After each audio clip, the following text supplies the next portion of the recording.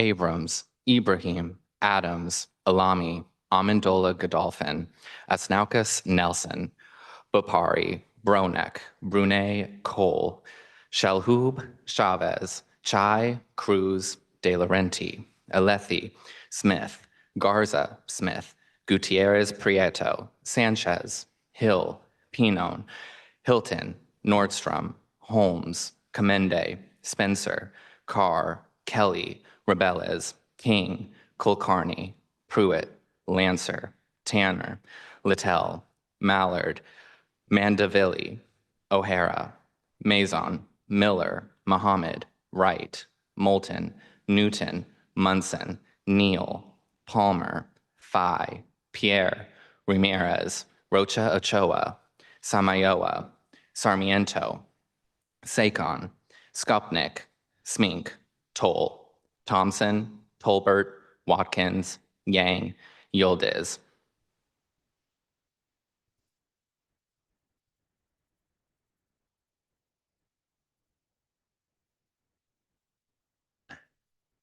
Senator Almadola. Thank you, Mr. President. I move that the Senate advances to the sixth order of business. Senator Almadola has moved that the Senate advance to the sixth order of business. Hearing no objection, so ordered. Sixth order of business, second reading of bills. Senate Bill 9000. A substitute is in order. Senator Yildiz. Thank you, Mr. President. I move that substitute Senate Bill 9000 be substituted for Senate Bill 9000 and that substitute Senate Bill 9000 be placed on today's second reading calendar. Senator Yildiz has moved that substitute Senate Bill 9000 be substituted for Senate Bill 9000 and that substitute Senate Bill 9000 take its place on the second reading calendar. Hearing no objection, so ordered. Substitute Senate Bill 9000, the Secretary will read. An act relating to establishing restrictions on the sale of over-the-counter diet pills and dietary supplements for weight loss or muscle building. Last line. Constitute a new chapter in Title 69 RCW.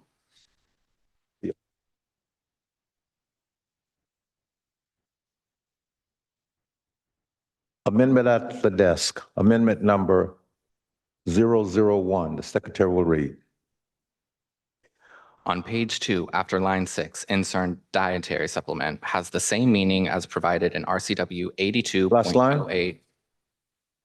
Result of use. Senator Gutierrez Picho. Mr. President, I move adoption of Amendment 001. Senator Gutierrez Picho has moved that the amendment be adopted. Remarks. Senator Gutierrez Picho. Thank you, Mr. President. I rise to speak on Amendment 001. I work closely with members on both sides of the aisle, and I would like to express my gratitude for those who worked with me on this change. Further remarks? This amendment, Please proceed. This amendment is a reflection of our collaboration, and it strengthens this bill by providing and establishing clear and necessary guardrails.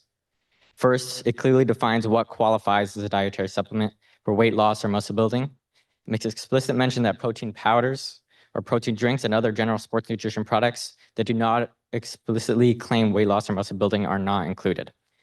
This is not a target towards mainstream nutrition products used responsibly by families and athletes. Second, it closes loopholes. Manufacturers cannot simply rebrand a weight loss or weight gain supplement to general wellness to avoid compliance. This amendment also establishes a clear advertised purpose standard, so enforcement is based on the marketing message, not isolated words alone. And importantly, it preserves parental rights. This amendment addresses concerns, clarifies content, and keeps the focus on protecting our youth who are vulnerable to these diet supplements, which there is no regulation on. Again, I want to thank my colleagues for their collaboration, and thank you, Mr. President. Further remarks? Senator Smith. Thank you, Mr. President. Mr. President, I stand today not in opposition, but in recognition. The diplomatic, impassioned, and energetic member of the 37th District has worked hard to earn support for this amendment, and he has my respect. Rumor has it, he burned through 2 pairs of shoes in 2 weeks, walking all over the Capitol, pitching this amendment. Mr. President, if we were all like the good member of the 37th District, the Senate would surely run out of work to do. I urge a yes vote. If there are no further remarks, the question before the Senate is the adoption of Amendment 001. All those in favor indicate by saying aye. Opposed, no. The ayes have it. The amendment is adopted.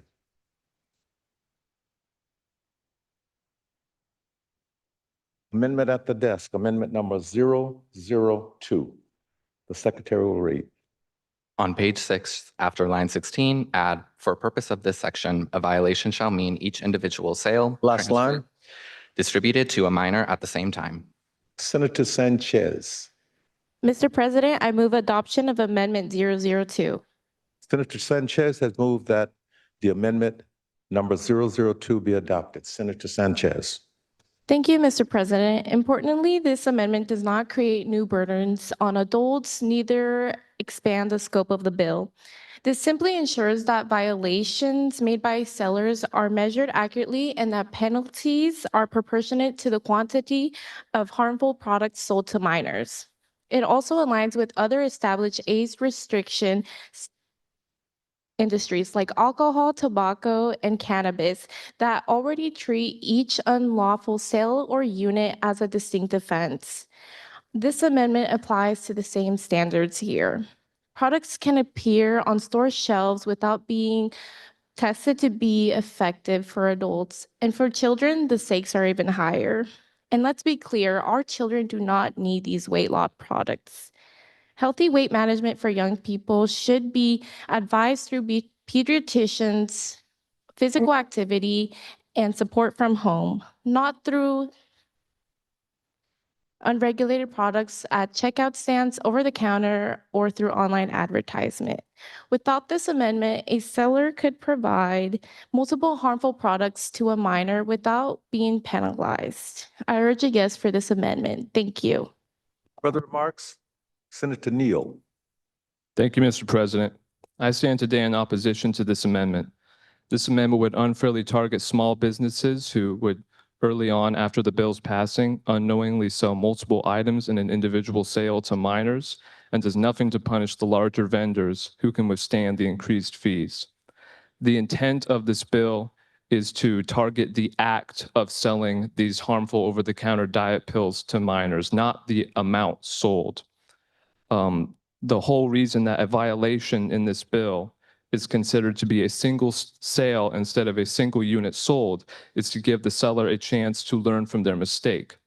Mr. President, if this amendment goes into effect, they will not be able to do that. Whereas before, in a single transaction, if 5 units of a dietary supplement were sold, they would be looking at fines of $500. If this amendment passes, they're now going to look at fines up to $2,500 for a single transaction. I believe this is unfair on our smaller businesses in the state of Washington and that we owe them better. I urge a no vote on this amendment. Thank you. If there are no further remarks, the question before the Senate is the adoption of Amendment 002. All those in favor indicate by saying aye. Opposed, no.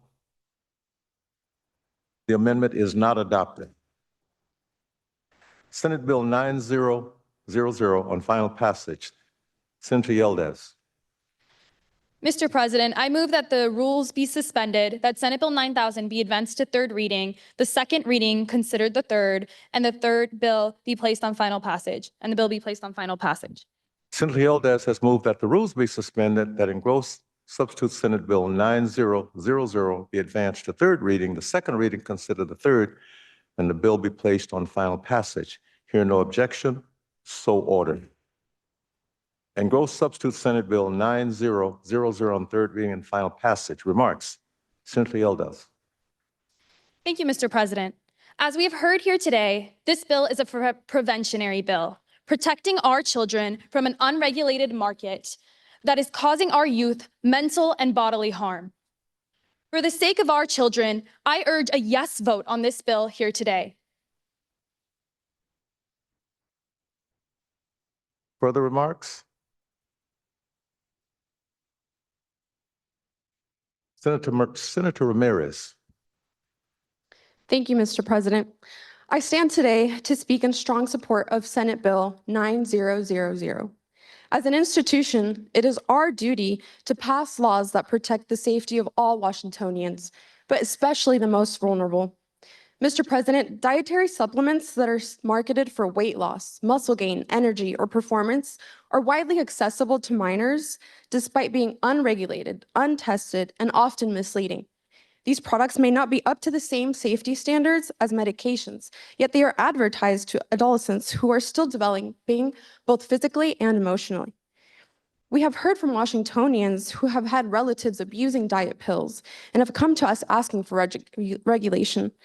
We understand that this bill won't solely address the problem of poor self-esteem and vulnerability that adolescents face, but it's a step in the right direction while also encouraging that minors prioritize proper nourishment and balanced meals instead.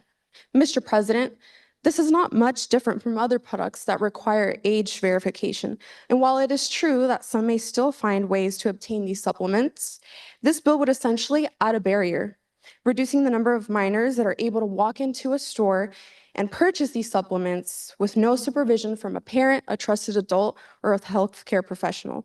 If they must acquire them, they must go through a person older than 18 who is now aware of the situation.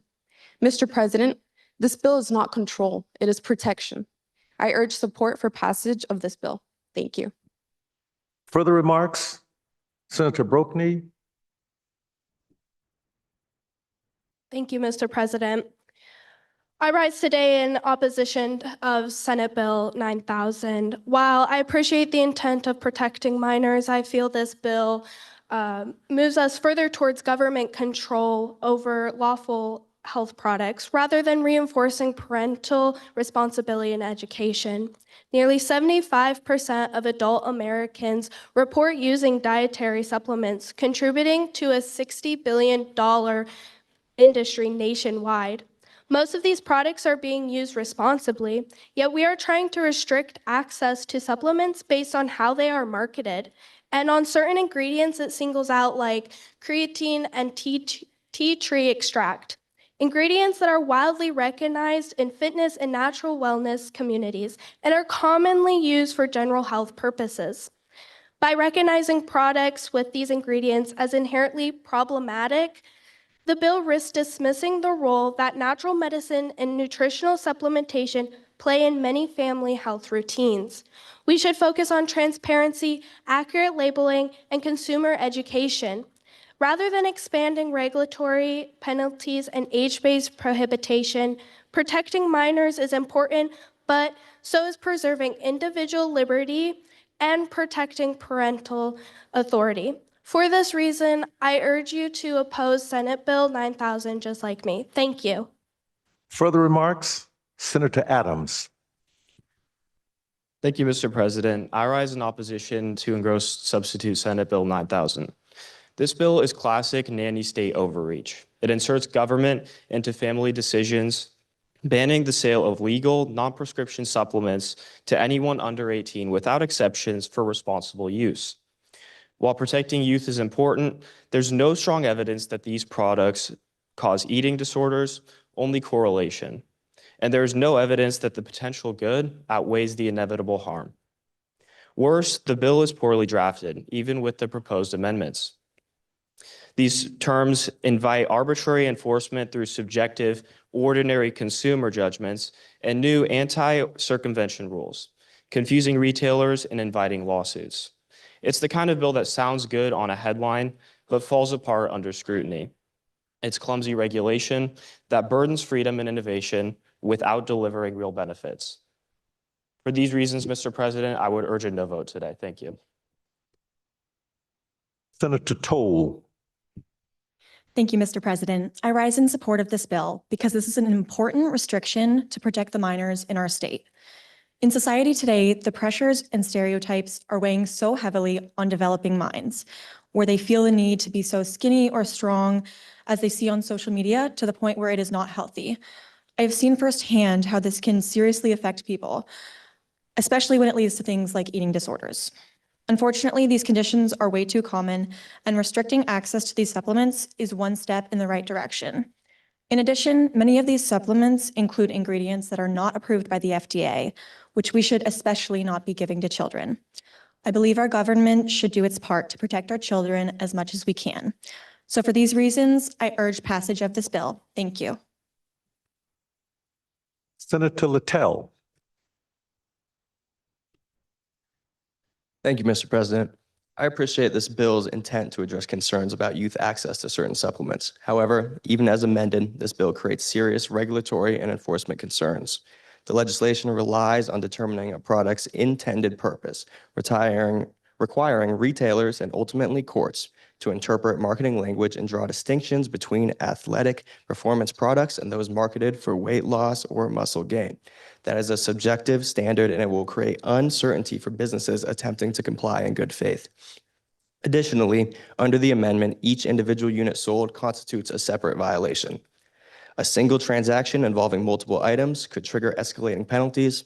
For small retailers, that represents a significant liability risk for selling products that remain federally legal. This bill also expands age restriction frameworks traditionally reserved for intoxicating or controlled substances into the realm of lawful consumer supplements.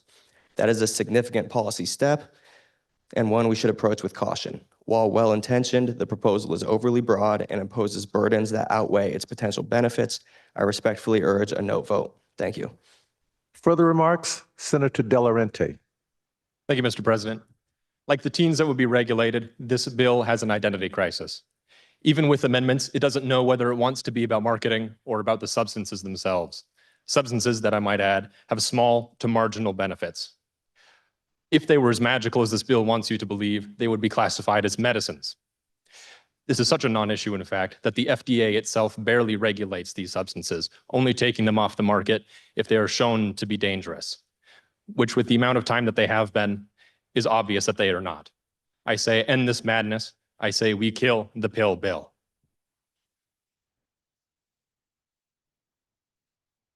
If there are no further remarks, the question before the Senate is final passage of engrossed substitute Senate Bill 9000.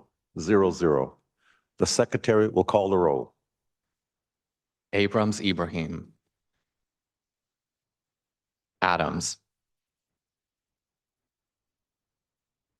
Alami.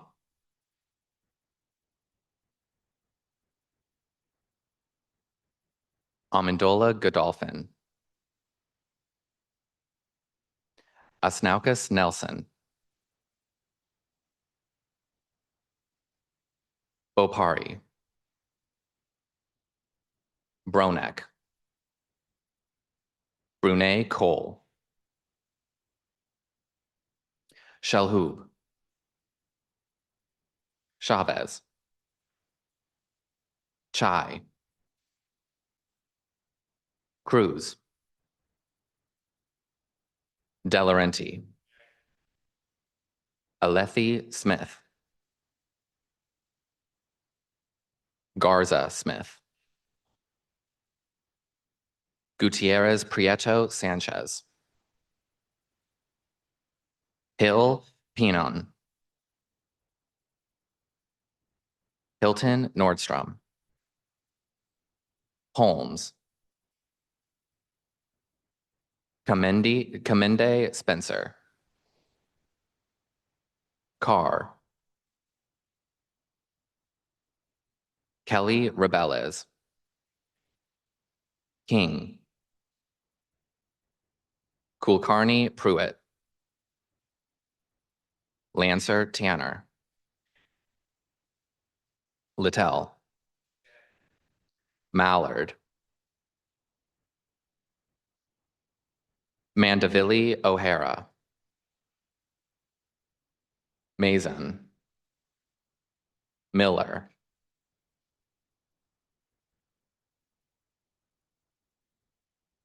Muhammad Wright. Moulton Newton.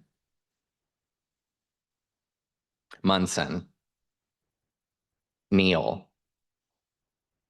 Palmer. Bai. Pierre. Ramirez. Rocha Ochoa. Samayoa. Sarmiento. Sakon Vincent. Skopnik. Smink Toll. Thompson. Tolbert. Watkins. Yang. Yildiz.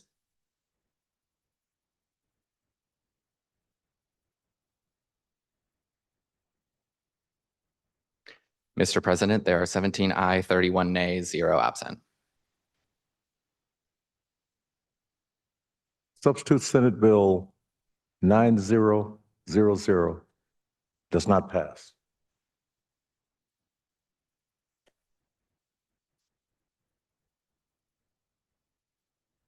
Substitute House Bill 8001. A substitute is in order.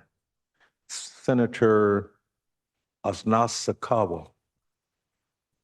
Mr. President, I move that substitute House Bill 8001 be substituted for House Bill 8001 and that substitute House Bill 8001 be placed on today's second reading calendar. Senator Asnasakawa has moved that substitute House Bill 8001 be substituted for House Bill 8001 and that substitute House Bill 8001 be placed on today's second reading calendar.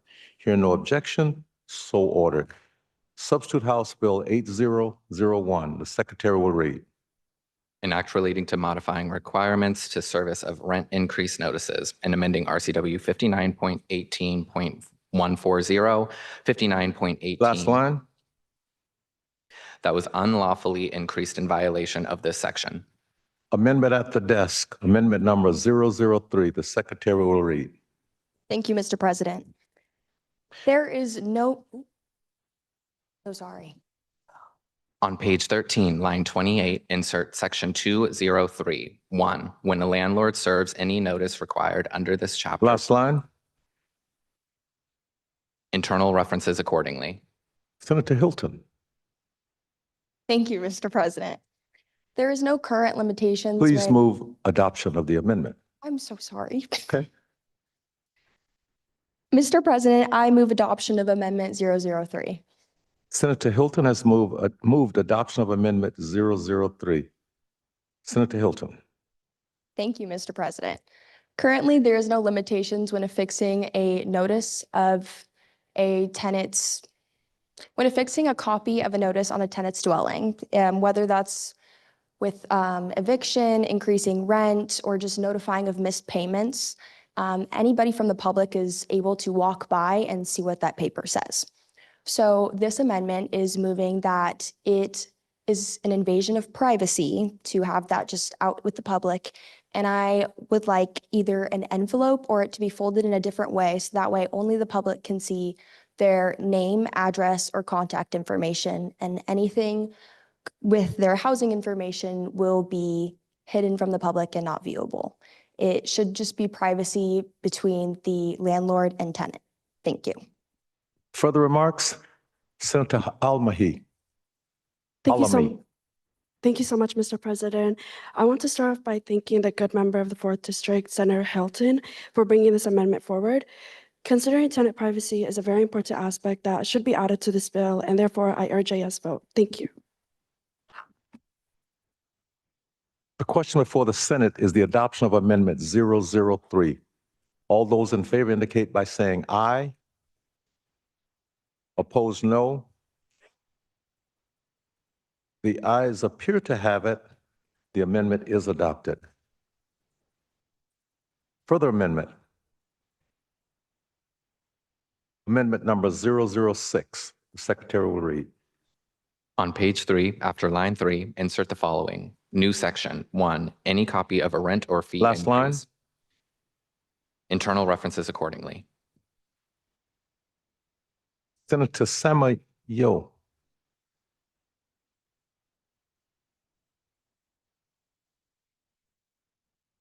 Please, use your microphone. Please. Thank you. Thank you, Mr. President.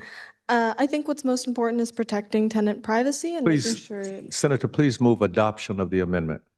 I move for the adoption of Amendment 006. Senator Samayoho has moved adoption of amendment 006. Senator Samayohu. Thank you, Mr. President. I think what's most important is ensuring tenant safety and privacy. As this bill stands, there is no protection when door notices are posted.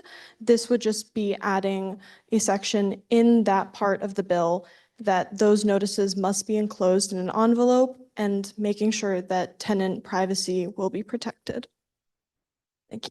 Further remarks? Senator Hilton. Thank you, Mr. President. I believe this amendment is very similar to my own, and I think there is a couple flaws in it.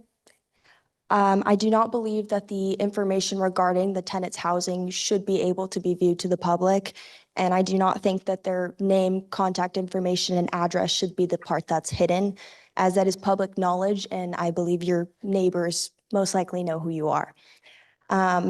The amendment only mentions rent or fee increases, but it fails to mention eviction, and I believe that should be stated in the amendment. Thank you. Are there further remarks? If there are no further remarks, the question before the Senate is the adoption of amendment number 006. All those in favor indicate by saying aye. Those opposed, no. The noes appear to have it. The noes have it. The amendment is not adopted.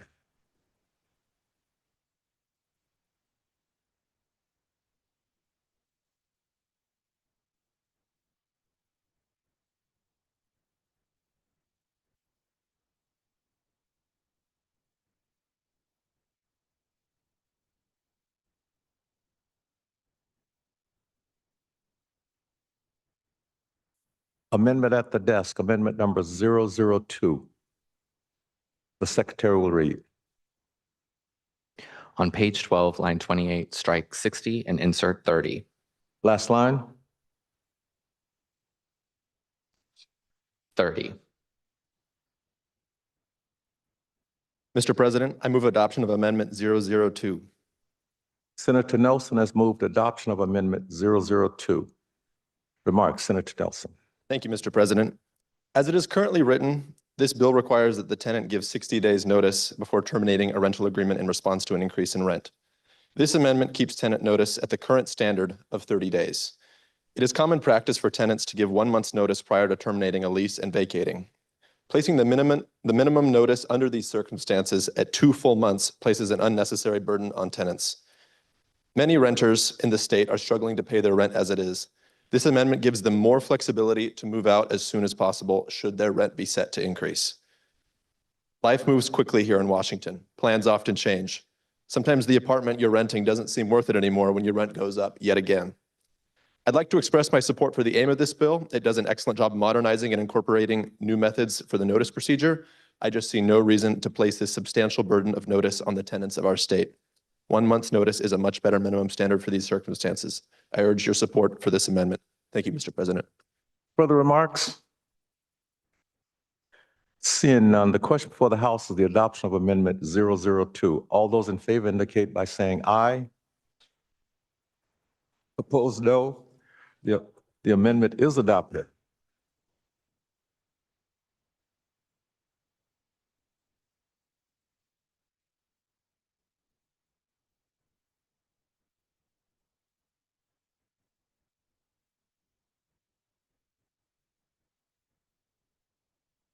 Amendment number 005, the secretary will read. On page 3, after line 15, insert 5, the 60-day notice requirement under this section does not apply to a landlord who owns, Last line. which the landlord has an ownership interest, shall be aggregated. Is it?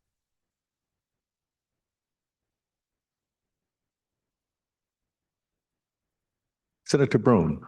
Mr. President, I move adoption of Amendment 005. Senator Brune has moved adoption of amendment 005. Senator Brune. Thank you, Mr. President. Mr. President, this amendment isn't about whether tenants deserve predictability. Of course they do. This question is whether the legislature should treat a landlord who owns 4 units the same as a corporation who owns 500. It's true that many small landlords don't rely on rental income as their primary source of income. However, that doesn't change the reality of scale. Whether you operate 4 units instead of 500, risk and compliant costs don't operate the same way. Small landlords don't have compliance departments or legal teams. In fact, only 22% of small rental properties with 1 to 4 units are professionally managed. This means that small providers are navigating regulatory requirements on their own. In a recent survey, 74% of local housing regulations are burdensome to follow. Additionally, Seattle small landlords have decreased from 43% to 38% in the last 7 years. When we layer on extended notice requirements, the administrative burden doesn't scale, but the impact does. Many working families rent from small landlords, which is exactly why we should be cautious about consolidating the market in the hands of big corporations. I urge a yes on this amendment. Further remarks? Senator Abrams. Thank you so much, Mr. President. Today, I'm going to be asking for a no on this amendment. When a renter is given a notice that their rent is increasing, they have to figure out how to make that work. And in a state with a particularly high cost of living, in a time when costs of everyday goods are rapidly rising, the next steps that they take are often extremely difficult. Allowing for adequate flexibility and time to make these choices is in the best interest of both renters and landlords. Many of the members of this body are currently renters or have been previously, and very well understand the difficult choices that can come with renting, even under the best of circumstances. Renters deserve more flexibility to plan around notices, and we should ensure that people get this whether they rent from a major corporation or from a local family friend. Respectfully, I'm asking for a no.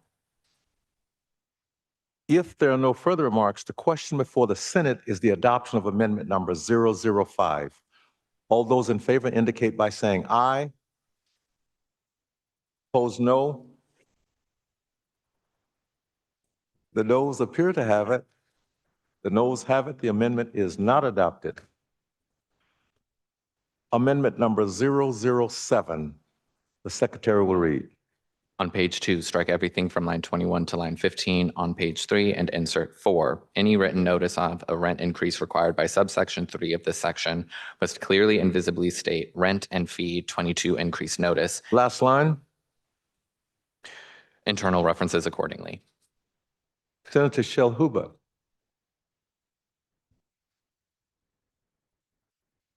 Mr. President, I move to adopt Amendment 007. Senator Shell-Huber has moved to adopt amendment number 007.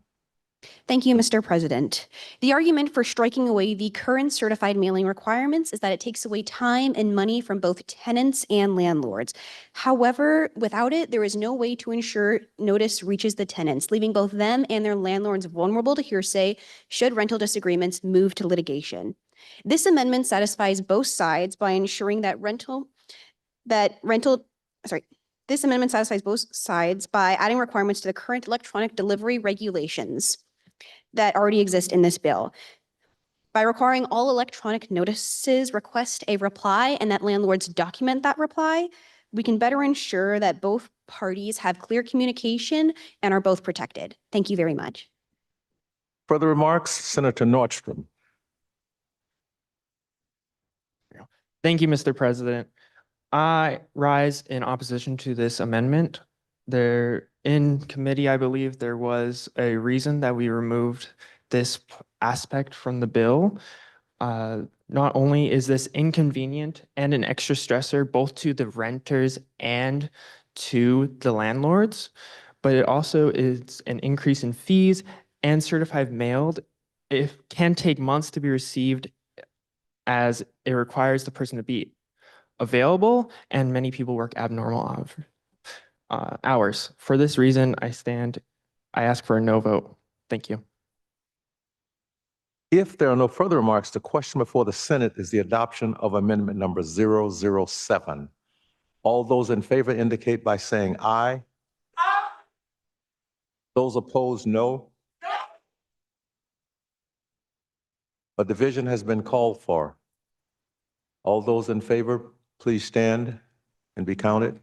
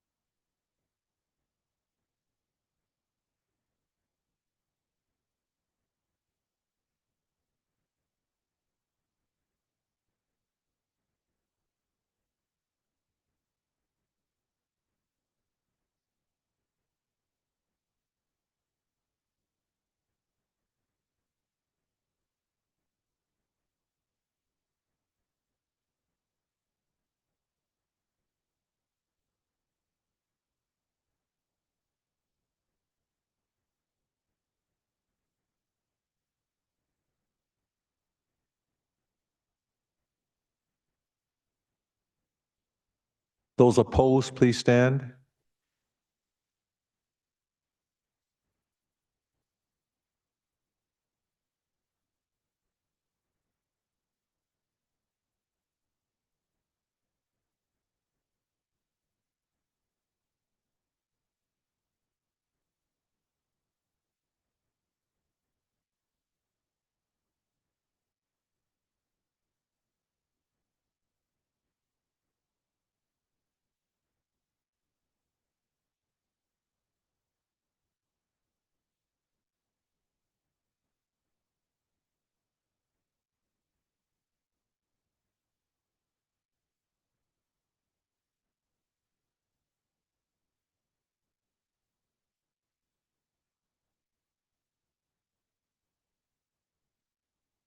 The amendment is adopted. Amendment number 004, amendment at the desk. The secretary will read. On page 7, line 15, after written, insert or printed. Last line. Or printed. Senator Pinnon. Thank you, Mr. President. I motion the adoption of Amendment 004. Senator Pinnon has moved adoption of Amendment 004. Remarks. Senator Pinnon. Thank you, Mr. President. My amendment adds clarifying languages that would add the addition of printed or typed documents. With this addition, I hope that the typed or written documents that are a written demand for an increase of a written demand for the cure of a unjustified rent increase is then is able to be printed or written. As it stands, currently the amendment is unclear about if written or printed documents can be accepted by the landlord. I hope that this gives tenants more options along with providing more clarity in the future cases. Thank you for your consideration, Mr. President. Senator O'Hara.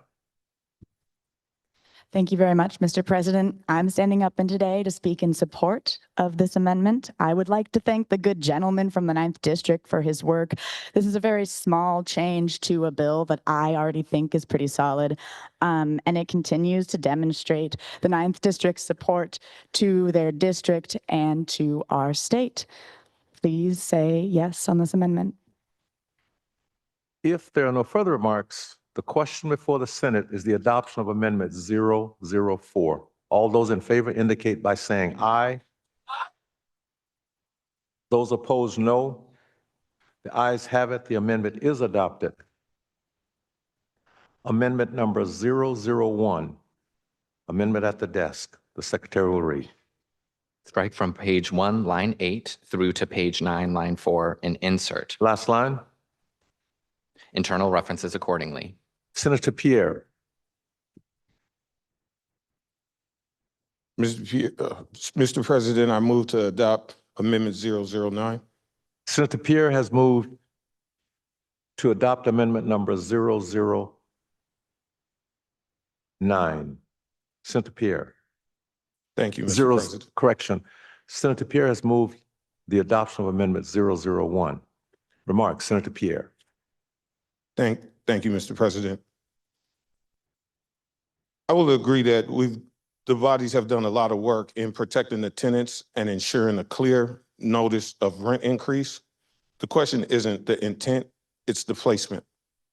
The current amendment in this service requires that the Residential Landlord Tenant Act, it has protections that protect the subsidies and the landlords in this act. This is a small adjustment that creates ripple effects and physical impact. My amendment just relocates the new requirements to a new section of the Manufactured Home Landlord Tenant Act. This keeps all of the protections in the amendment in the bill as it is. It preserves the integrity of the Residential Landlord Tenant Act, and it avoids unintended consequences. We protect the tenants without destabilizing settled law. I respectfully ask for your support. Thank you. Are there further remarks? Senator Wright. Thank you, Mr. President. This amendment would limit the bill to apply only to manufactured and mobile homes, not all residential properties. In Tacoma, which is part of District 27, only 1% of the housing stock is mobile or manufactured homes.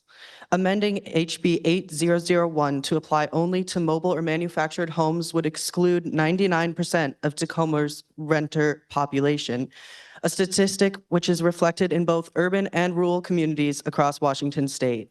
Many Washington families rely on affordable multi-family housing opportunities, such as low-income housing, micro units, transitional housing, and permanent supportive housing. I am asking for a no vote on this amendment today to preserve the intention of the bill and ensure that Washingtonians have equitable notice of their rent increase, no matter what type of housing they live in. Thank you. If there are no further remarks, the question before the Senate is the adoption of Senate Amendment number 001. All those in favor indicate by saying aye. Those opposed, no. The noes appear to have it. The noes have it. The amendment is not adopted. Substitute House Bill 8001 on final passage. Senator Asnostikov. Mr. President, I move that the rules be suspended, that engrossed substitute House Bill 8001 be advanced to the third reading, the second reading considered the third, and the bill be placed on final passage. Senator Asnostikov has moved that the rules be suspended, that engrossed substitute House Bill 8001 be advanced to third reading, the second reading consider the third, and the bill be placed on final passage. Hear no objection, so ordered. Engrossed substitute House Bill 8001 on third reading and final passage. Remarks, Senator Anastos. Substitute House Bill 8001 would have provided a common sense update to how rent increase notices are delivered. Currently, there's a significant confusion regarding the use of certified mail. When a tenant isn't home or fails to pick up a certified letter, it can create legal disputes and unnecessary paper waste. That being said, the engrossed bill kind of defeats the entire purpose of that by reintroducing certified mail into the bill. And then that being said, other service methods such as personal delivery, first-class mail, or posting the notice in a conspicuous place won't be utilized. For that reason being, I urge a no vote. Thank you. Further remarks, Senator Kelly. Thank you, Mr. President. I am rising in support of House Bill 8001. Until last year, the policy of rent notifications looked similar to what House Bill 8001 is currently proposing. It's only because of the passage of the rent stabilization and eviction notice legislation passed last year that the well-established system was accidentally changed. This technical bill changes housing policy back to its most successful version, which allows for clarity and accessibility for both landlords and tenants by providing the option to choose what works best for both parties. With some of the amendments proposed today, there will also be better communication between those parties. As a lawmaking body, we have a duty and responsibility to consider the best interests of communities that we're serving. For that reason, I urge you to vote yes. Further remarks, Senator Chai. Thank you, Mr. President. It is our duty to help the Washington people. This bill helps our residents and able to delegate their finances, manage their housing, and protect them from homelessness. Residents should be able to know when the rent is increased, Mr. President, and they should be able to have the proper time frame to plan out what they would like to do in regards to their housing. Communities are living paycheck to paycheck, and we should be able to give them the proper time frame to let them know if the rent is increasing. I'll be voting yes on this bill, as I believe that we should be giving our residents the protection they deserve and the rights that they should be given to them. We should not be able to give the burden of finances to the people of Washington state who would want a roof over their heads. Thank you, Mr. President. Further remarks, Senator Fye. Thank you, Mr. President. I'll echo what many of my colleagues here spoke about today, especially now when it comes to rental notice increases. Working families in Washington state need as much help as they can get, and current rental increase notice requirements create unnecessary barriers and confusion for all sides. This bill helps to clarify that and support both landlords and tenants. Like with all arguments, there's two sides to this. Tenants deserve clarity and landlords deserve to save time and energy. This bill is not reinventing the wheel. It's simply a minor revision in how housing providers issue rental notice increases. Once again, this bill is not revolutionary, but is a necessary step in the right direction. And as a result of that, I will be voting yes on this bill, and I hope you will too. Thank you. Further remarks? Senator Holmes. Thank you, Mr. President. I had the honor of being on the committee this bill passed through. I loved some of the different elements of this bill that have come together, like the digitalized form of communication from landlords and tenants. Though it was an optional form of contact, and a lot of the amendments were, we had some great amendments that were added on in this that gave privacy to tenants, changed language back from 60 to 30, and cleared confusing language. That being said, I would like to highlight that the current language of this bill goes against its original purpose. I feel like this bill in its current written form is more confusing, and passing it will not help either landlords or tenants overall. We need fair legislation for both landlords and tenants, passing bills that build trust and an easier relationship, not one that prioritizes one and makes the other's day-to-day life harder. Please reflect on how this bill would affect all of your individual constituents, those who are renting properties or those who own land. The only way we should be passing this bill is if it is more of a help than a hindrance. With that, I respectfully yet strongly urge a no vote on this bill. Thank you, Mr. President. Further remarks? Senator Ibrahim. Thank you, Mr. President. I am rising in opposition to House Bill 8001. RCW 59-12-040 presently outlines a chain of commands by which tenants are to be notified of rent increases. Firstly, the landlord must strive for personal delivery. Then the landlord can leave the notice with a qualified party and mail an additional copy. If neither of these methods work, the landlord is then authorized to affix a copy to the door of the unit. What we have here is a system of operations that work to supplement each other and ensure that these necessary communications are in place. My distaste for the proposed bill stems from two places. Firstly, under this legislation, a landlord is obligated to notify a tenant via a singular method, regardless of whether or not it was effectively received. A landlord could send this through the mail, which we know is unreliable, without any additional protective measures in place. This leaves significant room for error and sets a very dangerous precedent. This legislation does not expand the choice to landlords so much as it eradicates supplementary responsibilities that must be taken on their end. Additionally, the language of this bill refers to a rental agreement when referring to the choice of delivery. However, there are no provisions within this bill that ensure tenants are actually allotted a choice in this delivery besides signing along the dotted line that was pre-curated for them. Thank you, Mr. President. I strongly urge you to stand with tenants in Washington state and vote no on this bill. Further remarks? Senator Mandavili. Thank you, Mr. President. I'm speaking in support of engrossed substitute House Bill 8001. Whether there is malintent or not in miscommunications that can occur between tenants and landlords, the ramifications of those actions are still felt and can manifest in emotional and financial distress. There is a lawful way to increase a tenant's rent that reserves their right to dignity and clarity, while also serving the financial needs of a landlord. I believe that this bill strikes a correct balance in supporting the rights of tenants and landlords alike, which is why I urge this body to vote yes for this bill. Thank you. If there are no further remarks, the question before the Senate is the final passage of engrossed substitute House Bill 8001. The Secretary will call the roll. Abrams Ibrahim. Adams. Alami. Amendola Godolphin. Asnaukis Nelson. Bopari. Bronek. Brunei Cole. Shelhub. Chavez. Chai. Cruz. De Laurenti. Alethi Smith. Garza Smith. Gutierrez Prieto Sanchez. Hill Pinon.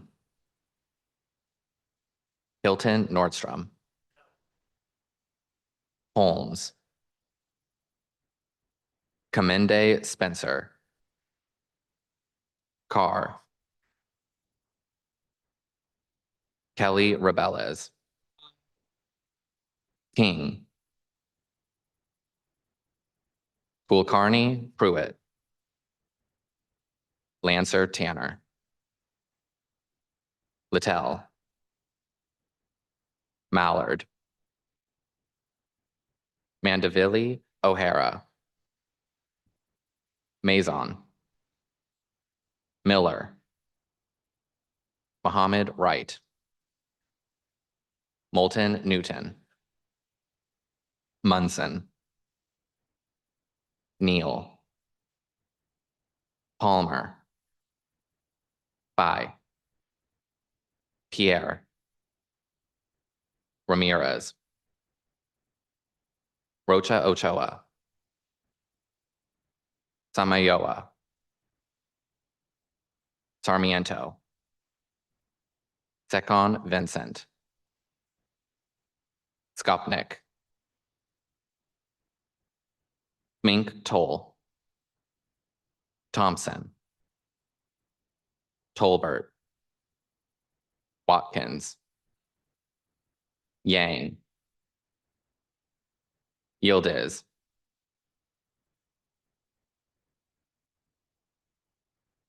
Alami. Carr.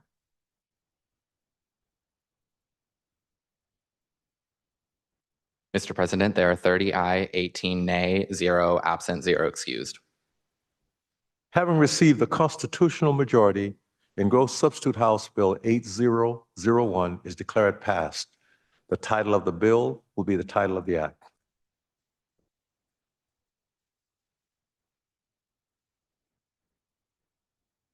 Substitute House Bill 8000. A substitute is in order. It is in order. Senator Spencer. Mr. President, I move that substitute House Bill 8000 be substituted for House Bill 8000 and that substitute House Bill 8000 be placed on today's second reading calendar. Senator Spencer has moved that substitute House Bill 8000 be substituted for House Bill 8000 and that substitute House Bill 8000 be placed on today's second reading calendar. Hear no objection, so ordered. Substitute House Bill 8000, the Secretary will read.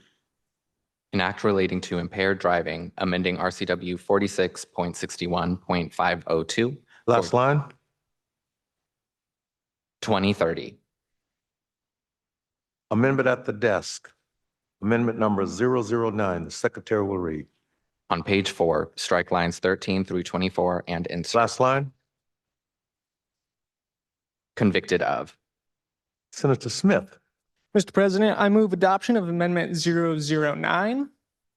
Senator Smith has moved adoption of Amendment 009. Senator Smith. Thank you, Mr. President. Mr. President, the purpose of this amendment is to protect juveniles from devastating, life-altering charges at such a young age. Currently, this bill has a 3 prior offenses view, where after 3 repeat offenses within 15 years, juveniles face a felony charge. The whole purpose of this amendment is to lower that felony charge to a gross misdemeanor charge, as well as changing the time limit from 15 years to 10 years on the chance of being a repeat offender. Everything after, including vehicular manslaughter, purposeful intent to harm, all of that will remain a felony. It's specifically the 3 repeated offenses that I wish to change.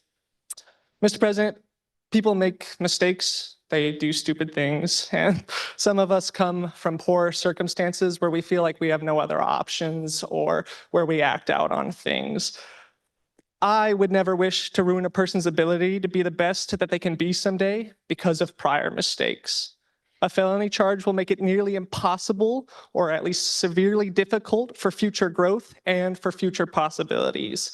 These juveniles will be our literal future, and I want them to have every possibility at a chance of that future later down the line.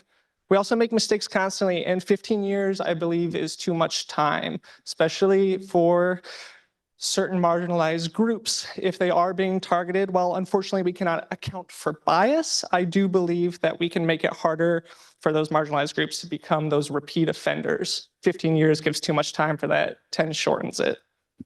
If we want upright citizens in our society, if we want them to have a future and make positive impacts on our state, we cannot risk cutting short that dream due to past mistakes and circumstances.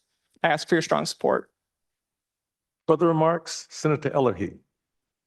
Thank you, Mr. President. I commend the work and remarks of the gentleman from the 40th District. And while I do believe that drinking is haram, I think that we should be mindful of the harmful effects of the prison system on the youth. I urge a yes vote. Further remarks? The question before the Senate is the adoption of Amendment 009. All those in favor indicate by saying aye. Opposed, no. The ayes appear to have it. The amendment is adopted. Amendment number 007, amendment at the desk. The secretary will read. On page 3, section 2, after subsection D, insert 1E, a person who has within 2 hours after Last driving. line. Internal references accordingly. Senator Cole. Mr. President, I move adoption of Amendment 007.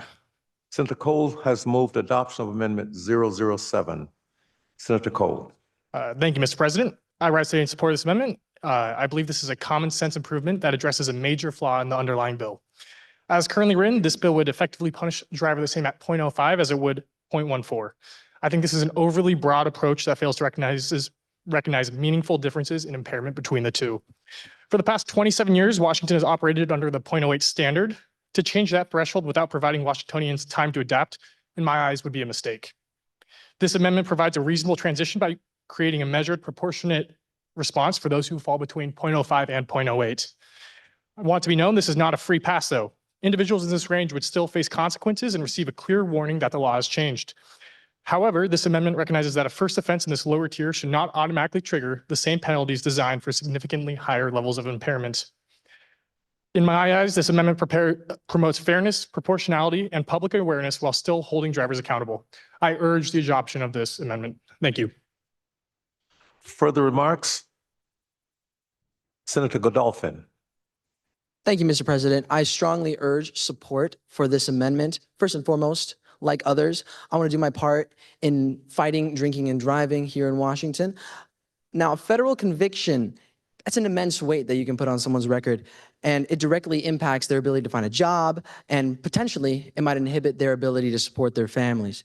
What this amendment aims to do is it attempts to identify the people within this 0.05 to 0.08 range, who may be someone who's more of a casual drinker, correctly, however, taking them off of the roads while still giving them a wake-up call to self-correct rather than to label them as federal criminals. This amendment and bill will help keep our Washington streets safer and at the same time match the crime to the punishment. I strongly urge the support of this bill and this amendment. Thank you. Further remarks? The question before the Senate is the adoption of Senate Amendment 007.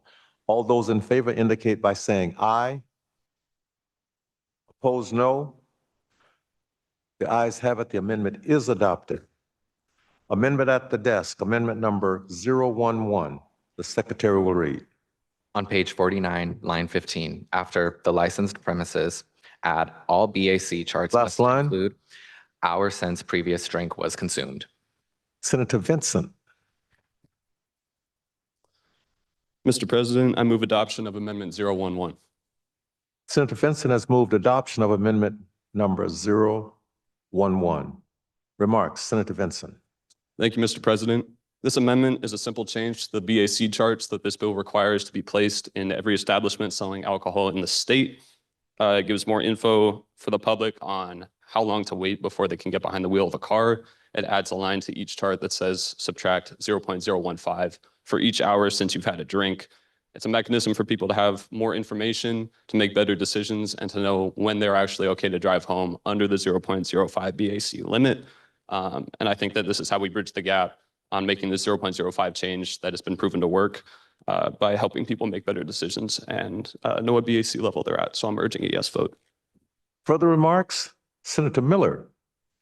Thank you, Mr. President. This amendment allows for the increased education of our public and in turn allows our constituency to have a better understanding of where their blood alcohol levels may stand after the consumption of alcohol. This additional requirement for posted signage is beneficial as many may struggle to know their limit, so to speak, after such a change in the law as this bill proposes. Mr. President, I urge a yes vote in the passage of this amendment. Thank you. Further remarks? The question for the Senate is the adoption of Senate Amendment 011. All those in favor indicate by saying aye. Opposed, no. The ayes have it. The amendment is adopted. Amendment at the desk, amendment number 004. The secretary will read. On page 49, after line 15, insert new section, section 17. Last line. Internal references accordingly. Senator Palmer. Mr. President, I move adoption of Amendment 004. Senator Palmer has moved adoption of Amendment 001. Remarks, Senator Palmer. Thank you, Mr. President. This amendment directs $5 million to the Washington State Patrol Toxicology Laboratory Division. More than 15,000 DUI toxicology cases are backlogged in Washington State, with some test results taking up to 21 months to process a sample. These $5 million would be used to hire additional staff and purchase equipment for the toxicology laboratory, with specific goal of reducing DUI processing backlogs. Should this bill pass and work as intended, there will be an increase in arrests with more toxicology tests trying to be ran. This money allows for current and incoming lab tests to be processed with a faster turnover. Thank you, Mr. President. Further remarks? Senator Amendola.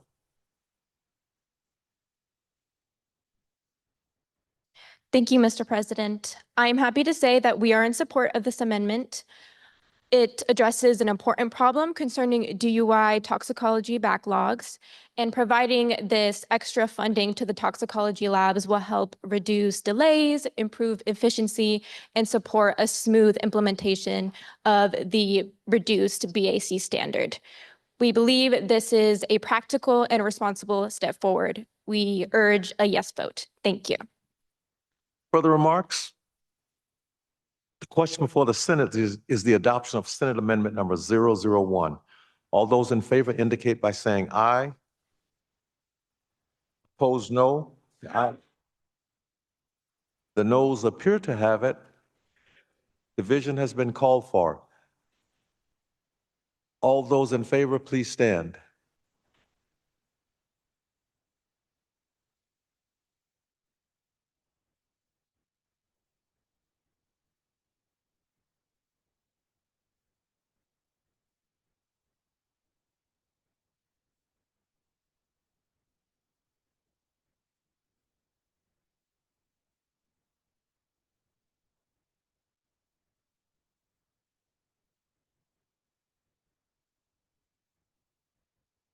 Those opposed?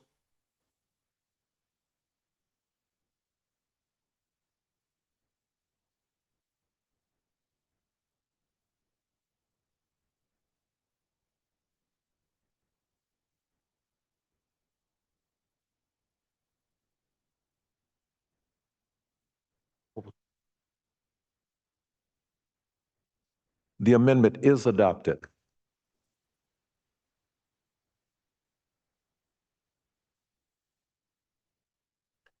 Amendment at the desk, amendment number 012. The secretary will read. On page 49. Last line. 3.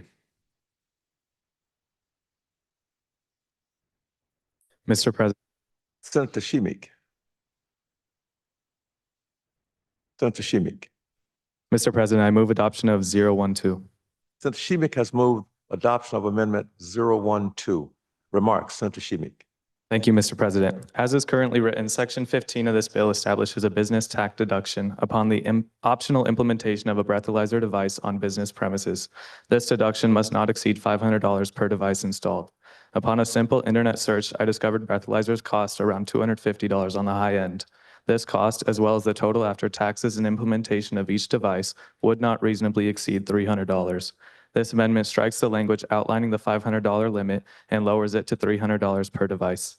While a small change, altering this language would reduce unnecessary revenue loss in our current budget crisis. Further remarks? Senator Holmes. Thank you, Mr. President. I like the idea behind this amendment. With the current budgeting issue and even within normal and financially strained times, reducing costs should be a priority. Most bars or other organizations serving alcoholic beverages should not need to purchase that many breathalyzers if they are keeping theirs up to date and taking care of them, especially if we don't know the current demand for them, how frequently they would be used by customers, or how they affect impaired driving rates. With the option for bars to purchase breathalyzers, we can always increase the number of breathalyzers they are allowed to purchase if the need arises. However, we cannot go back on the money spent. We are still giving more information to those under the influence about their ability to drive and giving bars a no cost to them incentive to inform on proper driving habits. I urge a yes vote on this amendment because it could decrease possible revenue loss in our current budget crisis. Thank you. Further remarks? Seeing none, the question before the Senate is the adoption of Senate Amendment number 012. All those in favor indicate by saying aye. Opposed, no. The noes appear to have it. The noes have it. The amendment is not adopted.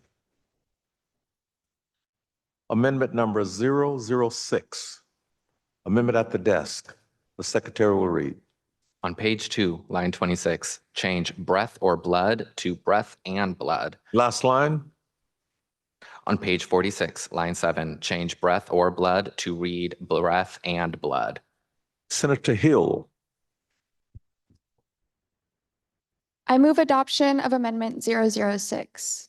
Senator Hill has moved adoption of Amendment 006. Remarks, Senator Hill. Thank you, Mr. President. The goal of this amendment is to get rid of the ability to charge someone for drunk driving based solely on a breath analysis. A DUI charge would require evidence from both breath and blood analysis. Breathalyzers are wrong up to 25% of the time.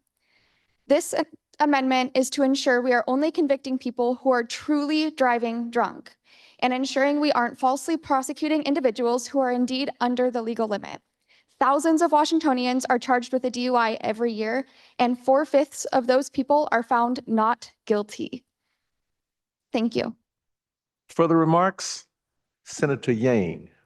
Thank you, Mr. President. Even though I deeply appreciate the intent and the effort that the lovely gentlelady of the 9th District has put into this amendment, I must respectfully call for a no vote.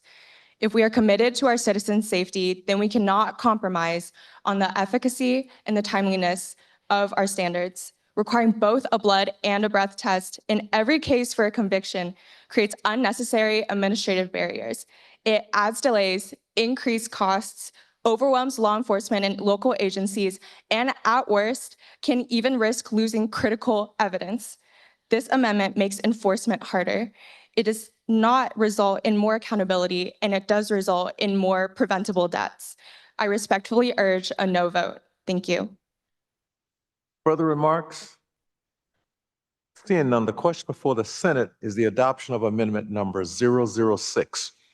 All those in favor indicate by saying aye.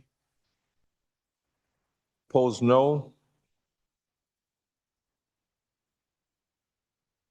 The Speaker is in doubt. The President is in doubt. Will those in favor please stand?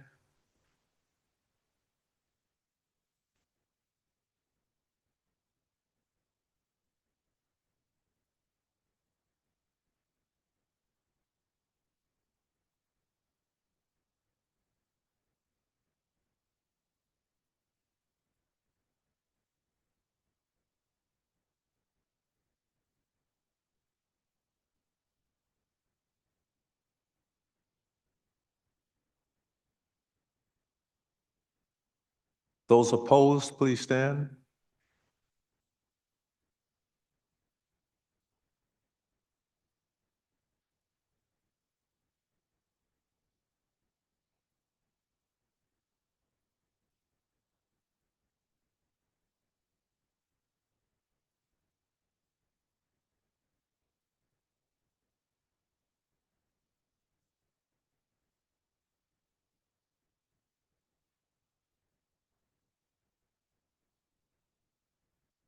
The amendment is not adopted. Amendment at the desk, amendment number 010. The secretary will read. On page 49, strike lines 4 through 9 and insert 1. Breweries, wineries, and distilleries retain the option to implement an alcohol detection breathalyzer or other separate alcohol monitoring device on the business premises. Last line. 4, subsection 2C of this section expires January 1st, 2030. Senator Seacombe.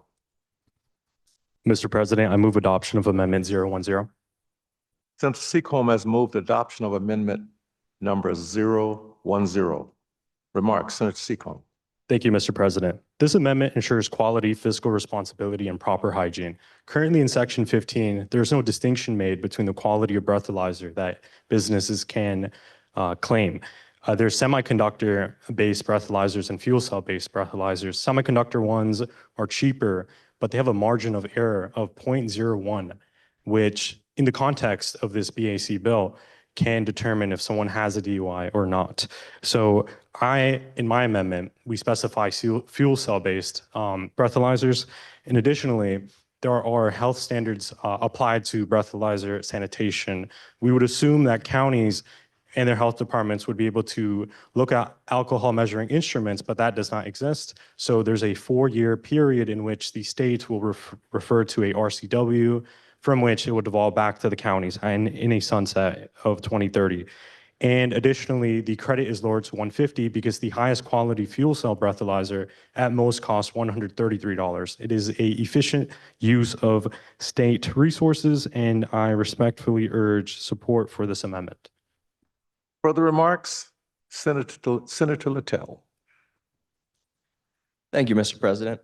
This amendment sounds reasonable, but it's actually counterproductive. It offers businesses a B&O tax deduction equal to the installation cost of a breathalyzer, up to $150, but only if that device meets the standards and revised codes of Washington 46-61-506 to the extent applicable to consumer devices. That statute was written for DUI prosecutions. It's a criminal evidentiary framework, not a consumer product standard. Importing that statute into a business setting creates uncertainty. Businesses won't know what, to the extent applicable, really requires, who defines compliance, or what liability comes with claiming it meets DUI standards. And this isn't an $150 credit. It's a B&O tax deduction on gross receipts. For most businesses, that translates into roughly $1 or $2 in actual tax savings.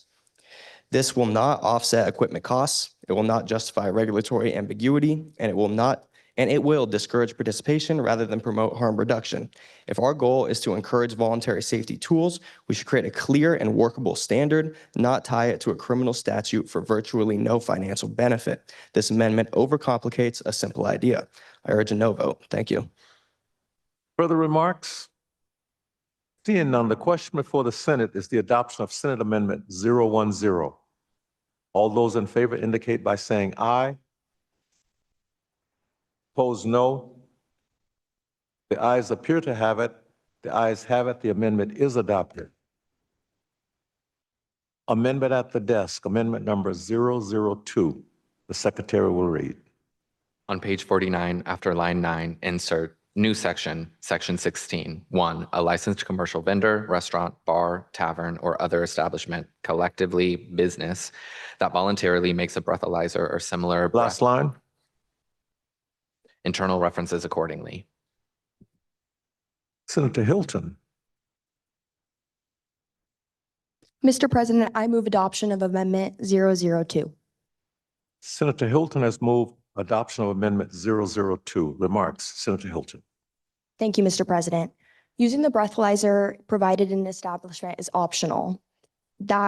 Therefore, just a safety precaution for the patron, that is just the patron's responsibility. This amendment is simply a precaution towards businesses and protecting them. No business should be legally responsible or civilly liable for any BAC indicated. If a patron is stopped, arrested, charged, or convicted, the business should not have to be subject to criminal or civil liability. Thank you. Further remarks? Senator King. Thank you, Mr. President. I stand in opposition of this amendment that is being proposed. While I am appreciative of the Senator Hilton, for wanting to protect businesses, my main issues is businesses are already well protected from being held liable for somebody's decision to drink and drive. There are only two situations in which somebody could sue a business that serves alcohol for liability. The first is if they're serving someone under the age of 21, and the second is if they continuously give them more drinks when they've clearly had enough. I see this amendment as adding nothing to strengthen them, and I believe that we should vote no on this. Thank you, Mr. President. Further remarks? Seeing none, the question before the Senate is the adoption of Senate Amendment number 002. All those in favor indicate by saying aye. Opposed, no. The President is unsure. President will divide the House. Those in favor, please stand.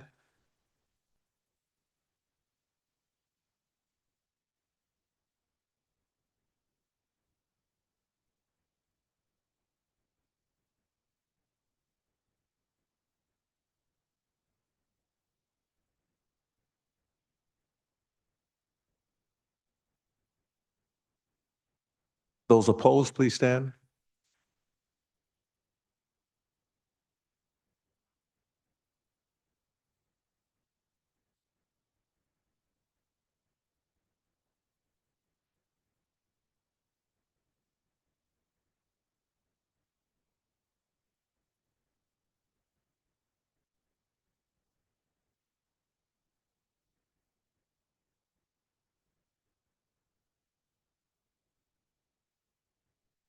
It again. Ayes.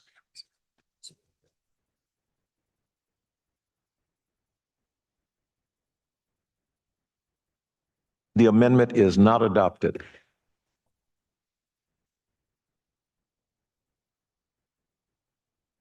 Amendment at the desk, amendment number 005. The Secretary will read. On page 3, strike everything from line 27 to line 10 on page 4. Last line. Page 4.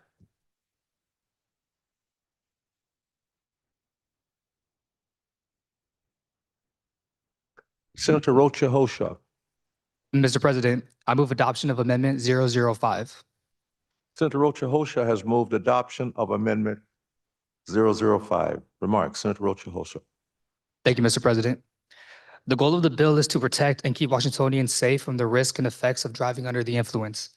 However, we must do our part in protecting drivers in Washington from being targeted and/or falsely accused of driving under the influence.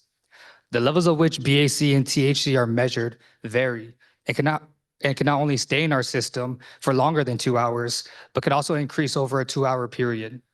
This poses a risk to Washingtonians who are under the BAC and THC levels while operating a vehicle, yet when detained and held for testing for over 2 hours are then found over the legal limits. With this amendment, striking the ability for law enforcement to use breath and blood analysis after more than 2 hours as evidence truly protects all Washingtonians and would be the pinnacle in creating a more true, just, and fair system. Thank you. Further remarks? Senator O'Hara. Thank you very much, Mr. President, and thank you to the work of my fellow senator. Mr. President, may I please read from the bill? Please proceed. Thank you very much. Utah lowered the blood alcohol concentration limit from operating a motor vehicle from 0.08 to 0.05 in 2008 and found that 22% of people who drank alcohol said they changed their behavior as a result of the new law. Mr. President, this law is first and foremost about giving people an incentive to think twice before drinking. We want to make sure we keep our streets safe, but we also want to make sure we're not increasing our incarceration rates or in general putting more pressure on our constituents. PRB.org states that US has one of the highest incarceration rates in the country. And while I think this is a valiant effort in order to keep our streets safe, as they should be. I also think that education and awareness about the dangers of drunk driving is the original reason that this bill was proposed. And I think that this amendment does both, increasing education while also trying to keep our incarceration rates low as much as we can. Thank you very much, and I'm urging for a yes vote. Further remarks? The question before the Senate is the adoption of Senate Amendment number 005. All those in favor indicate by saying aye. Opposed, no. The amendment is not adopted. Amendment at the desk, amendment number 008. The secretary will read. On page 2, line 25, strike 0.08. Last line. Internal references accordingly. Senator Hilton. Mr. President, I move adoption of Amendment 008. Senator Hilton has moved adoption of Amendment 008. Remarks, Senator Hilton. Thank you, Mr. President. I urge a yes vote on this amendment. This amendment would strike the current 0.05 requirement and instead allow metropolitan areas of over 200,000 people to choose the BAC rules within their jurisdictions as long as it is at or below 0.02. Everywhere else would say stay 0.08. Sorry, at or below 0.08. This will allow large cities such as Seattle, Tacoma, Vancouver, and Spokane to make laws better adjusted to their public transit systems in their own time. By allowing for an individualized approach, these cities can take time to properly implement laws that are most needed. Additionally, this amendment addresses the epicenters of the issue. Majority of fatal crashes take place in large metropolitan areas, and this amendment allows for a big change to take place in a realistic way without harming small businesses or our rural communities. Mr. President, I urge a yes vote today to make this bill truly effective. Thank you.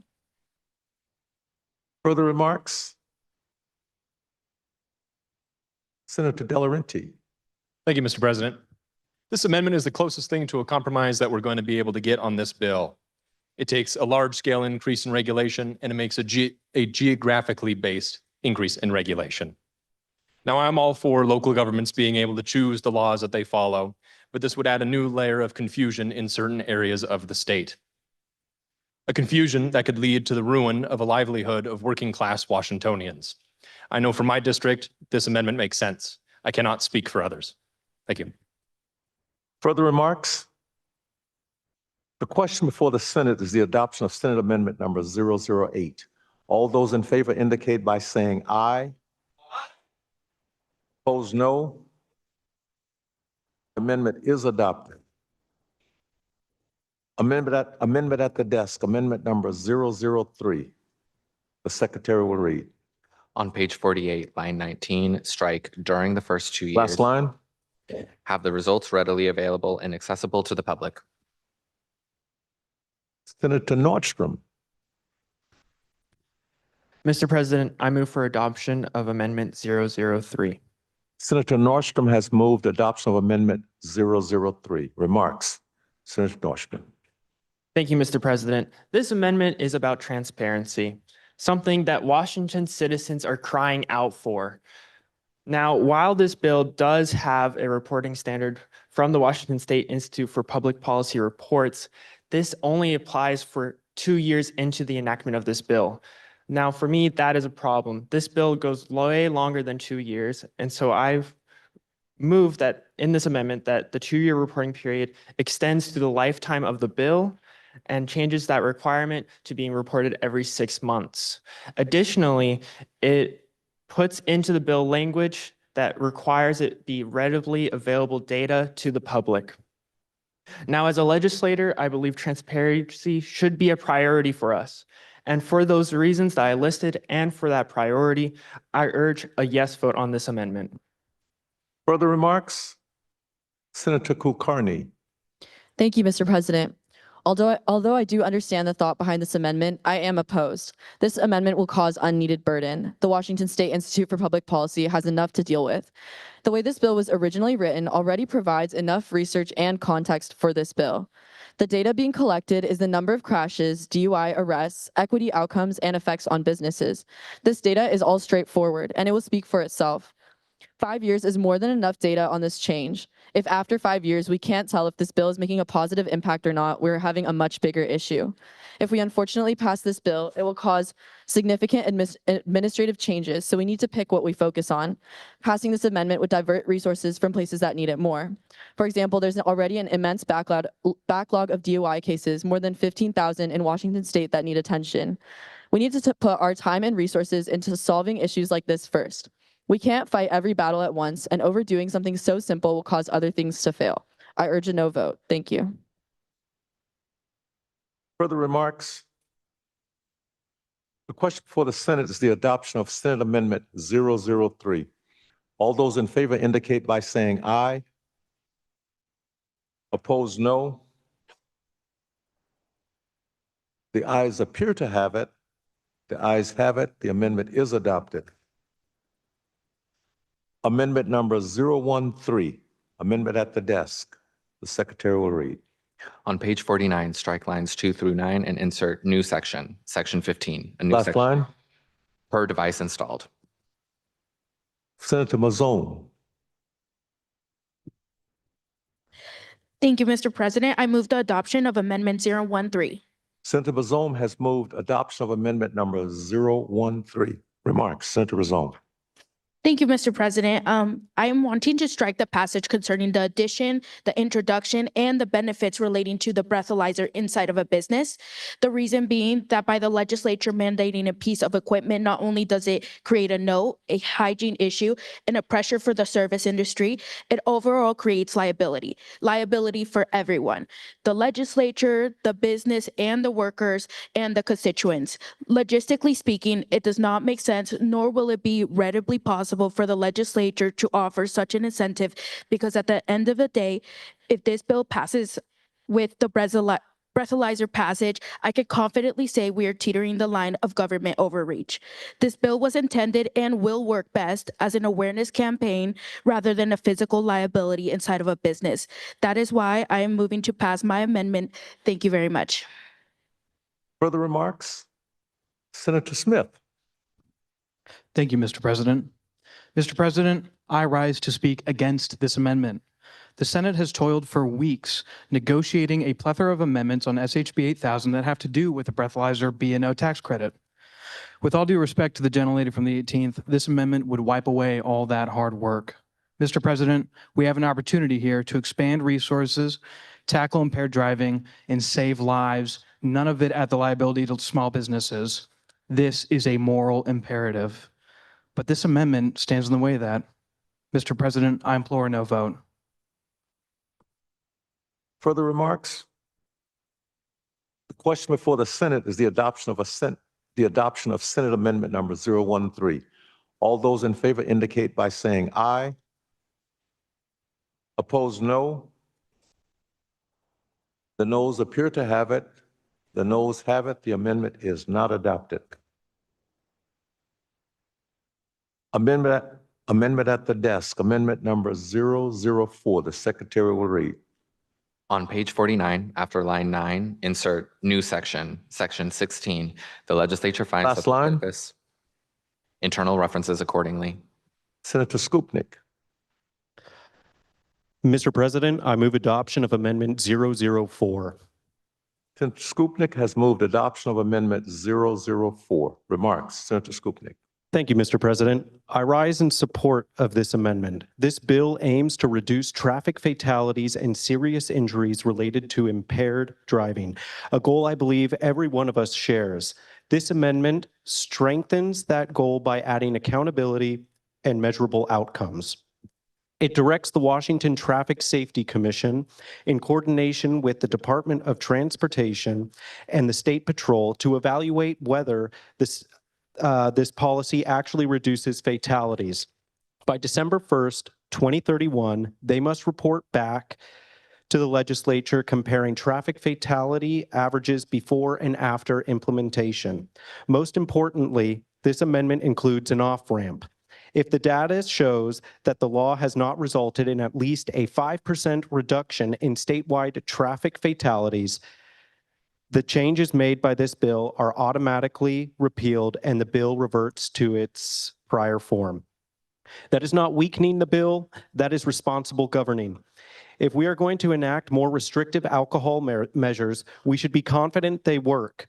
This amendment acts as a form of insurance. It ensures we are guided by results, not just intentions.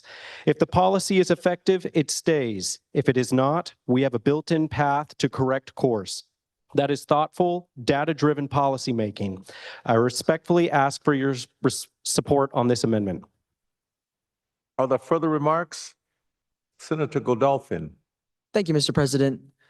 There's been a lot of discussion on this bill, so I concur that it would be the most prudent option to revisit the results of the bill after implementation to make a more educated step forward based off of hard results. So I urge support of this amendment and this bill. Thank you. Further remarks? Seeing none, the question before the Senate is the adoption of amendment number 004. All those in favor indicate by saying aye. Opposed, no. The ayes have it. The amendment is adopted. Senator Spector. Senator Spencer. Mr. President, I move that the rules be suspended, that House Bill 8000 be advanced to third reading, the second reading considered the third, and that the bill be placed on final passage. Senator Spencer has moved that the rules be suspended, that engrossed substitute House Bill 8000 be advanced to third reading, the second reading consider the third, and the bill be placed on final passage. Hear no objection, so ordered. Engrossed substitute House Bill 8000 on third reading and final passage. Remarks, Senator Spencer. Thank you, Mr. President. We have heard many reasons to vote no on this bill today.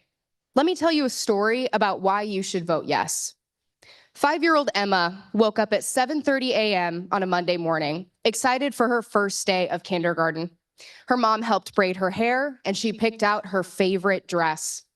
On the other side of town, a man stumbled into a gas station, picked up a 6-pack of Coors Light, drank a few, and decided he was sober enough to go for a drive. Little Emma didn't make it to kindergarten that day. Instead, her family planned a funeral. Tragedies like this happened 348 times in Washington state in 2024. 348 deaths that were completely preventable and completely senseless. This bill is the change we need. Mr. President, please vote yes for safer roads. Yes for public education around impaired driving. And yes, so that children like Emma get the chance to see the inside of their classroom, not the inside of a casket. Further remarks, Senator Tolbert. Thank you, Mr. President. Drunk driving is a plague to our great state. It destroys lives due to one person's selfish decision. But House Bill 8000 is not the solution to this plague, because an individual makes the choice to drive under the influence long before alcohol hits their lips. Lowering the BAC level to 0.05 is regulation without guaranteed results. Because to those selfish individuals, drunk driving is not about breaking the law. It's that the law doesn't even matter.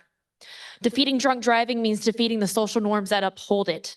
Extensive, comprehensive, community-based education and social campaigns are needed to change a culture of acceptance. And drunk driving must be combated without the risk of increased incarceration and policing of minority communities. Mr. President, please join me in saying no to inadequate policy and no to House Bill 8000. Thank you. Further remarks, Senator Salmito.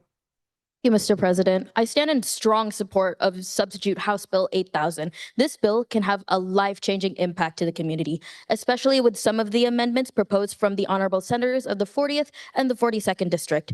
This bill and the amendments surrounding the blood alcohol content provides leniency towards younger populations who may not fully understand the consequences of their actions, and it ensures protections for vulnerable populations that may be easily subjected to profiling and stereotypes.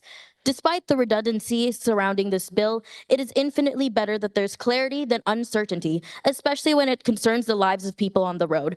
I urge a yes vote from all of my colleagues. The preservation of life and prevention of further casualties always transcends party lines. Thank you. Further remarks? Senator Munson. Thank you, Mr. President. I deeply sympathize with those in support of this legislation, but I have significant concerns regarding the outcomes that will impact our constituents. Mr. President, this bill does not provide real solutions for how we can decrease drunk driving fatalities. Instead, this bill, I believe, will only increase the rate of incarcerations of Washingtonians. It is a good reminder to know that misdemeanors and felonies are not just words on a file or a couple dozen hours of community service. They are a lifelong burden to anyone that has one.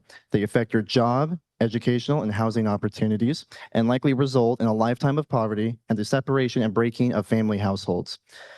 These issues will continue to get worse if we lower the BAC limit. If we want to build a healthier society, we must find alternative ways to create safety on our roads, such as access to public transportation, rather than target our most vulnerable communities that have no choice but to drive in order to get back home safely. I strongly urge you to vote no on this bill. Thank you. Further remarks? Senator Tanner. Thank you, Mr. President. Mr. President, I regret that I am compelled to rise in opposition to this bill. I appreciate its significance and deeply regret the fact that in our great state, so many lives are taken in such a careless and avoidable fashion as drunk driving. However, no bill can stop someone determined to make bad decisions. If a decree from the government could guarantee good judgment, we wouldn't be here. We already have a reasonable limit which does what it should, punish drunk drivers. Lowering the existing limit will not punish binge drinkers any extra, as being intoxicated behind the wheel is already illegal. What it will do is punish everyone else. The existing limit is such that those over it drive in a clearly intoxicated way, giving police a reasonable cause to pull someone over. This is the appropriate place to set such a limit. On the other hand, lowering it to 0.05 would result in police being expected to be far less discerning in who they pull over, lowering the threshold for probable cause. Mr. President, while I have the utmost respect for the police officers who risk their own lives to keep us safe every day, no institution is perfect, and I do not feel comfortable allowing the state a blank check to police any slight swerve as evidence of a crime. I feel that such a policy will inevitably be abused. There are already vast systemic inequities when it comes to who gets stopped by police, with the Washington State Patrol finding in a 2025 survey that black motorists are stopped at twice the rate of white ones. Given these concerns, while I can certainly understand and respect the spirit of the bill, I feel that lowering the existing limit brings with it potential for abuse of authority that I do not feel comfortable signing off on. Respectfully requesting a no vote. Further remarks? Senator Cole. Thank you, Mr. President. I'm standing to oppose this bill. At its core, this bill asks us to make a major change to Washington law, one that will affect thousands of Washingtonians, and it asks us to do so without clear evidence that the benefits will outweigh the costs. For nearly 3 decades, our state has operated under the 0.08 standard. During that time, we've made significant progress in reducing impaired driving through education, enforcement, and targeted penalties for truly dangerous behavior. Before we lower that threshold, we should be absolutely certain that this policy shift will have meaningfully improve our safety. And today, I can tell you that's not true. This bill also raises serious equity and practicality concerns. Large portions of rural Washington, which a lot of my colleagues serve in, simply do not have the same access to public transportation, rideshare availability, or late-night alternatives that exist in urban ones. Policies that might work in Seattle, Tacoma, Vancouver are not going to work in Ephrata, White Salmon, or Grays Harbor, Washington. We should also be cautious about comparisons to other countries that have this 0.05 standard. Many of those jurisdictions implemented the change alongside robust public transportation projects, which we are not doing. And particularly, again, in rural Washington, that will affect us the most. We all share the same goal, however, safer roads, fewer impaired drivers. But the question before us is not whether this particular policy change is at the right time and the right tool for the state of Washington. I would submit that we proceed carefully, rely on clear evidence, and avoid sweeping changes that may create unintended consequences for Washington residents. For those reasons, I urge a no vote. Further remarks? Senator Mohammed. Thank you, Mr. President. I rise today representing the 27th Legislative District of Tacoma in opposition to this bill. While we all share the goal of safer roads, we must also consider equity and impact. Tacoma is one of the most diverse districts in our state. We are home to large Black, brown, immigrant, and working class communities. We are also a district already facing rising rent, rising food, and economic strain. Lowering the BAC limit expands enforcement and increases discretionary traffic stops. History has shown us that expanded enforcement does not always fall evenly amongst all communities. A DUI charge carries thousands of dollars in fines, higher insurance premiums, and possible license suspension, consequences that can devastate a working family in Tacoma. If we are serious about public safety, we should focus on targeted enforcement against truly dangerous driving and invest in prevention, not broaden a system that risks impact. For equity, fairness, and the economic realities facing my constituents in the 27th Legislative District, I respectfully vote no and urge my colleagues as well to vote no. Thank you.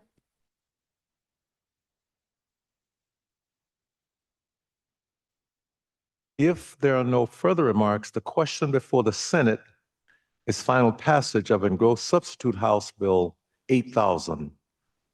The Secretary will call the roll. Abrams Ibrahim. Adams. Alami. Amendola Godolphin. Asnauskas Nelson. Bopari. Bronek. Brune Cole. Shelhub.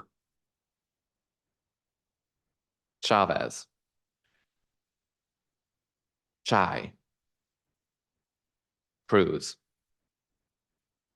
De Laurenti.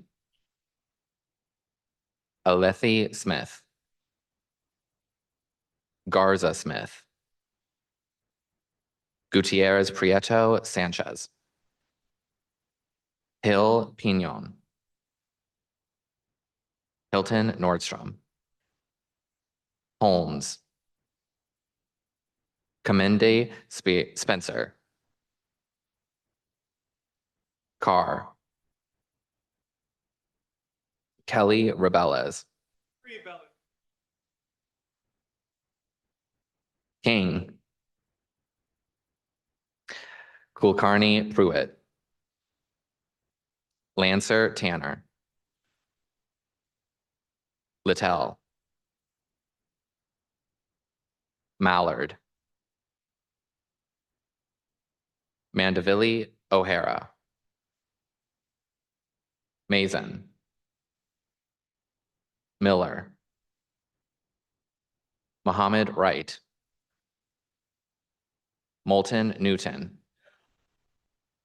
Munson. Neal. Palmer. Phi. Pierre. Ramirez. Rocha Ochoa. Samayoa. Sarmiento. Sekon Vincent. Skopnik. Smink Toll. Thompson. Tolbert. Watkins. Yang. Yildiz.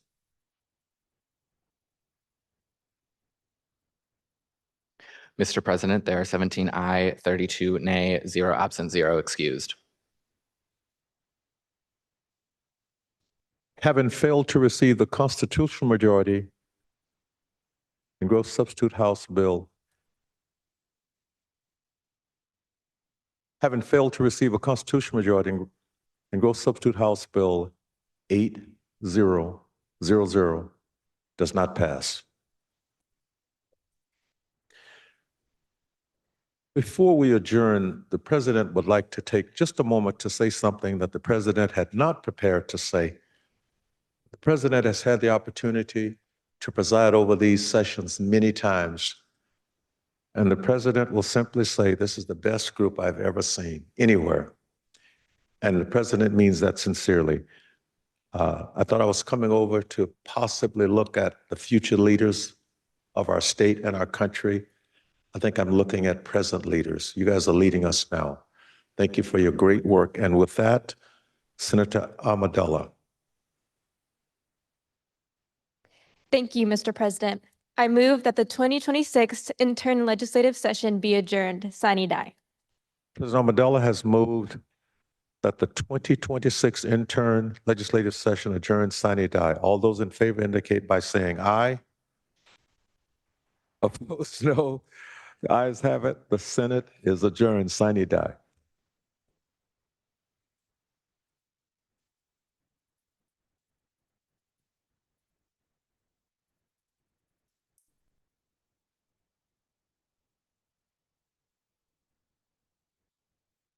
Photo time, everyone.